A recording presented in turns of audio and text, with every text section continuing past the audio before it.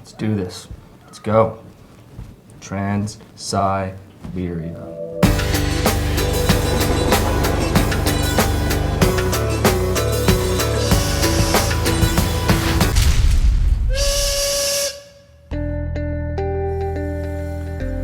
Not far from the borders of China and North Korea is our introduction to Russia, the city of Vladivostok.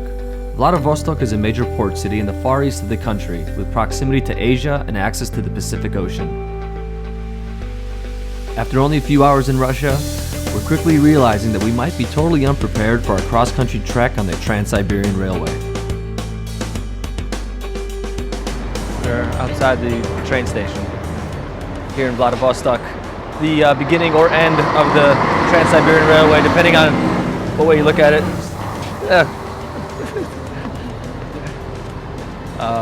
Yeah, just getting the hang of filming here in Russia.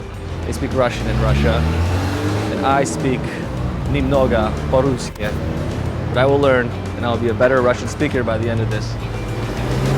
Should we get lost and confused? Yeah. After some exploring, we wanted to grab a bite to eat. Due to our limited understanding of Cyrillic, we decided to take a gamble on nostalgia. Nostalgia. Joining me on this adventure is my trusty director friend, Tony Carella. And that's me, Peter Bragiel. I'll be your host and guide on the Trans-Siberian Railway. Some dumplings with potatoes. По-русски. Хорошо, да? Yeah, хорошо, да. We ordered a traditional Russian meal made up of dumplings, pork chop over sauteed onions with a side of potatoes. And it was delicious.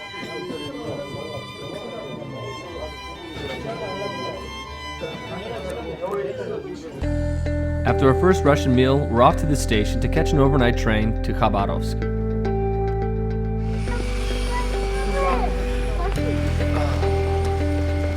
The schedules for the railway can be confusing because they're all running on Moscow time, which is 7 hours behind Vladivostok. We decided to ride third class, which is the cheapest option, costing 1,252 rubles, roughly $40 US.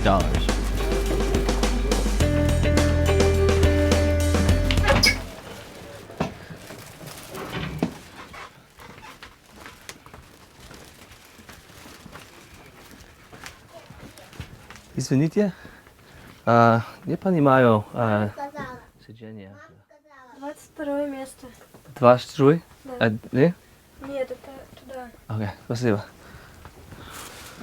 Здравствуйте. Before getting here, stocked up on a bunch of stuff. Got some sausages, some cheese, more sausages. We got more sausages. Apple.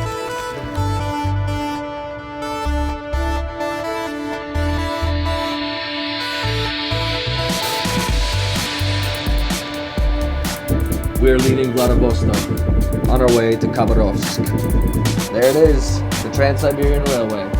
We're doing it. Let's go. Now that we're finally moving, let me take you on a mini tour of our train. First, the lavatory. So let me show you a toilet here on the train. Take care of business. And then you push this thing here and there it is, the bottom of the train. Third class is absolutely crowded. Everyone is basically living on top of each other. With roughly 60 people per compartment, it's an intensely intimate environment. To avoid the crowd, let's make our way to the restaurant.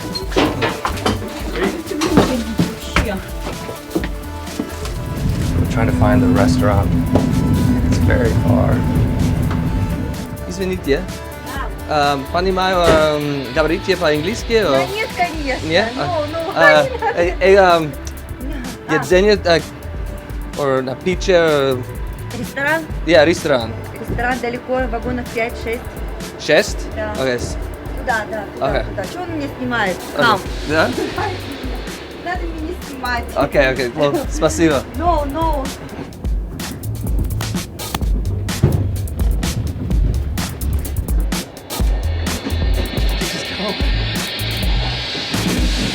Can't make a habit out of going to the restaurant.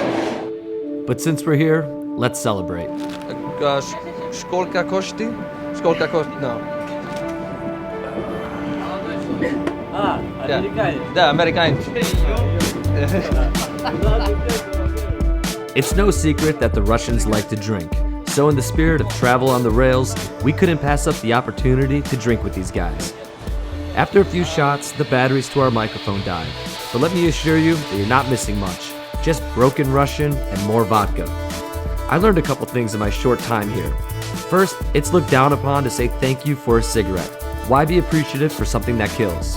Second, from an American's perspective, Russians have a rough exterior. Under the surface, or after more drinks, they're teddy bears.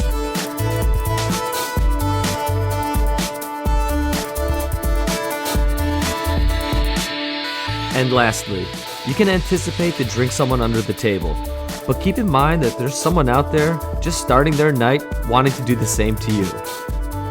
It's a vicious 24/7 cycle here. Welcome to Russia. Next on In Transit.